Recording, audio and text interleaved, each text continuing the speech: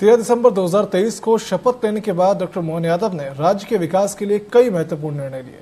उनके संवेदनशील और निर्णायक नेतृत्व ने जनता के दिलों में एक नई उम्मीद जगाई है। लाउड स्पीकर के माध्यम से ध्वनि प्रदूषण पर नियंत्रण से लेकर साइबर तहसील की स्वचालित व्यवस्था तक उन्होंने प्रशासनिक सुधारों की एक लंबी लिस्ट प्रस्तुत की है। उनके हिंदुत्व के दृष्टिकोण और धार्मिक विश्वास भी स्पष्ट हुए हैं, जिनसे उन्होंने प्रदेश में सांस्कृतिक और सामाजिक समरसता को बढ़ावा दिया। इसके अलावा केन बेतवा नदी जोड़ो परियोजना जैसी ऐतिहासिक परियोजनाओं की शुरुआत भी उन्होंने की। सामाजिक सुधार और निवेश के क्षेत्र में उनकी पहल ने विकास की नई ऊंचाइयों को छूने में मदद की है। इन 9 महीनों के सुशासन में मोहन सरकार ने डॉक्टर मोहन यादव के नेतृत्व में रचे क्या कीर्तिमान, देखिए इस खास रिपोर्ट पर।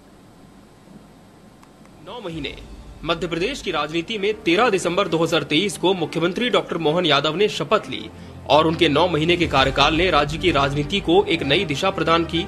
इस अवधि में मुख्यमंत्री डॉक्टर मोहन यादव ने कई बड़े और महत्वपूर्ण निर्णय लिए जो उनके नेतृत्व और कृतित्व को दर्शाते हैं।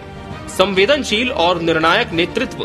डॉक्टर मोहन यादव का व्यक्तित्व उनके संवेदनशील और निर्णायक नेतृत्व के लिए जाना जाता है। उन्होंने अपने कार्यकाल की शुरुआत में ही स्पष्ट कर दिया कि उनकी सरकार आम लोगों की सरकार है। लाउड स्पीकर के माध्यम से ध्वनि प्रदूषण को रोकने से लेकर साइबर तहसील की व्यवस्था लागू करने तक उन्होंने कई साहसिक कदम उठाए। उनके नेतृत्व में प्रशासन ने तुरंत और प्रभावी कार्रवाई की, जिससे जनता के बीच सरकार के प्रति विश्वास बढ़ा। जोरदार अभिनंदन करो माननीय नरेंद्र मोदी जी का, जिनके कारण से हमारी सरकार दोनों हाथ से लगातार विकास के कामों में आगे बढ़ रही है। और ये बहोरीबंद की तो योजना वाकई गजब करेगी आपके। इसके माध्यम से 151 गांवों के अंदर 32,000 हेक्टेयर भूमि, 32,000 किसको कहते हैं, जोरदार अभिनंदन करो 32,000 हेक्टेयर भूमि के लिए। और केवल पानी नहर से नहीं आएगा, स्प्रिंकलर से, ड्रिप इरिगेशन से, जैसे चाहोगे खेत में एक एक बूंद का पानी का उपयोग हमारे किसान भाई बहन कर सकेंगे। हिंदुत्व और सामाजिक समरसता। डॉक्टर मोहन यादव ने अपने हिंदुत्व के दृष्टिकोण को भी आगे बढ़ाया। उज्जैन में धार्मिक स्थलों के पुनर्व्यवस्थापन से लेकर महाकाल के मंदिर में रात बिताने तक उन्होंने अपने धार्मिक विश्वास को स्पष्ट किया। इन निर्णयों ने उन्हें केवल एक सशक्त राजनीतिक नेता के रूप में नहीं, बल्कि एक मजबूत धार्मिक और सांस्कृतिक प्रतीक के रूप में भी स्थापित किया। कृतित्व और बड़े फैसले।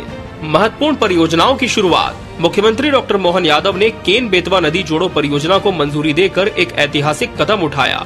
ये परियोजना विश्व की सबसे बड़ी नदी जोड़ो परियोजना है, जिसके लिए 17,000 करोड़ रुपए का टेंडर जारी किया गया।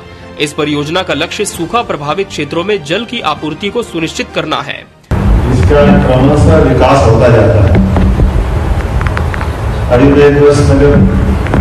उठाऊं बोली से भाषा में आने के लिए, जब बोली भाषा में बदलती है तो भाषा से बोली का विकास, जैसे हिंदी का विकास, अगर हम इसके अतीत में जाए तो 1000 साल का हमारे हिंदी का विकास हुआ। और हिंदी की मात्र भाषा अगर पकड़े तो संस्कृत है,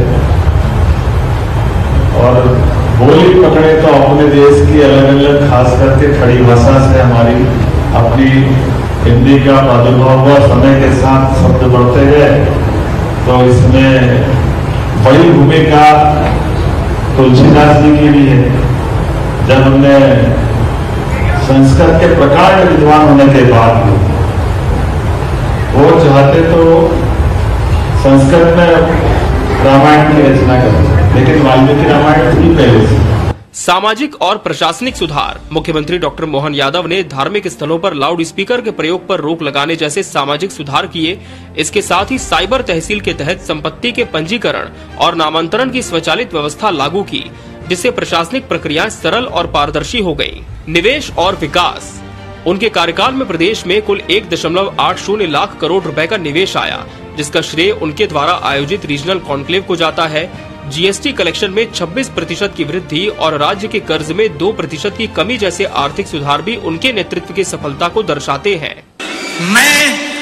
मैं डॉक्टर मोहन यादव ईश्वर की शपथ लेता हूं कि मैं विधि द्वारा स्थापित भारत के संविधान के प्रति सच्ची श्रद्धा और निष्ठा रखूंगा। मैं भारत की प्रभुता और अखंडता अक्षुण्ण रखूंगा।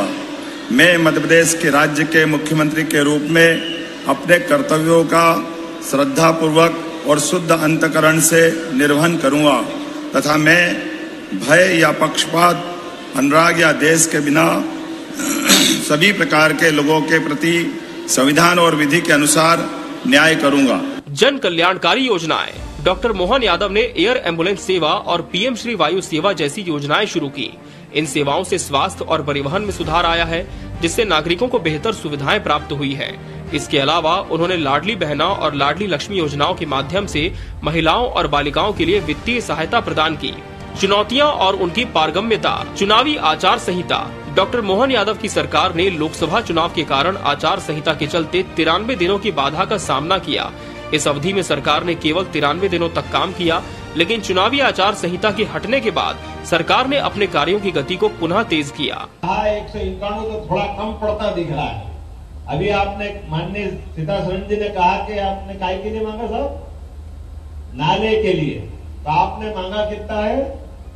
15 करोड़। तो मैं यहीं से 15 करोड़ और देने की घोषणा करता हूं, ताकि हमारे अपनी मां नर्मदा के तट पर कोई नाला आकर के गंदगी डाले, ना आपको अच्छा लगेगा ना मेरे को लगेगा।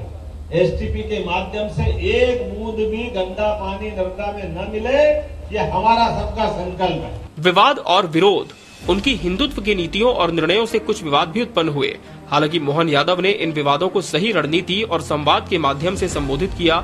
उनका दृष्टिकोण और निर्णय स्पष्ट थे और उन्होंने जनता की भलाई को प्राथमिकता दी।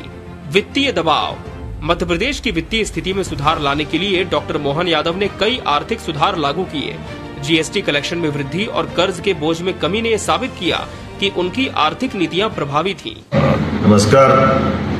5 जून पर्यावरण दिवस से लगा करके गंगा दशहरा 15 जून का है। ऐसे में 10 जून लगातार 10 दिन का हमारे प्रदेश में हर जिले में पेयजल के स्रोत, पानी के वापरने के स्रोत जैसे नदी, तालाब, कुआं, बावड़ी इत्यादि को साफ स्वच्छ रखते हुए जरूरत पड़ेगी तो गहरीकरण और उन्हीं स्थानों पर खासकर समाज की जनभागीदारी से हमारी चेतना भी जगे और उससे साथ खड़े होकर के जल स्रोत की तरफ भी हमारा संबंध आए।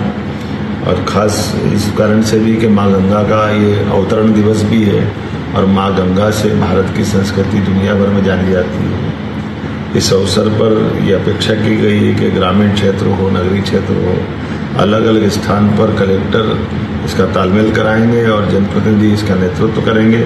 मेरी अपनी ओर से सभी शासकीय, अशासकीय, सामाजिक संस्थाएं जैसे हमारी अर्ध शासकीय संस्था, जन अभियान परिषद वगैरह, ये सब इसमें शामिल हो। डॉक्टर मोहन यादव ने अपने 9 महीने के कार्यकाल में मध्य प्रदेश को कई महत्वपूर्ण बदलाव और सुधार प्रदान किए। उनके नेतृत्व में राज्य ने विकास, सुशासन और जन कल्याणकारी योजनाओं के क्षेत्र में कई उपलब्धियां प्राप्त की हैं। उन्होंने चुनौतियों का सामना करते हुए साहसिक निर्णय लिए और अपने कार्यकाल को एक नई दिशा प्रदान की। उनके व्यक्तित्व और कृतित्व ने एक प्रभावशाली नेता के रूप में उन्हें स्थापित किया है, जिन्होंने अपने काम के माध्यम से प्रदेश के विकास में महत्वपूर्ण योगदान दिया है। Bureau report, TV24 news.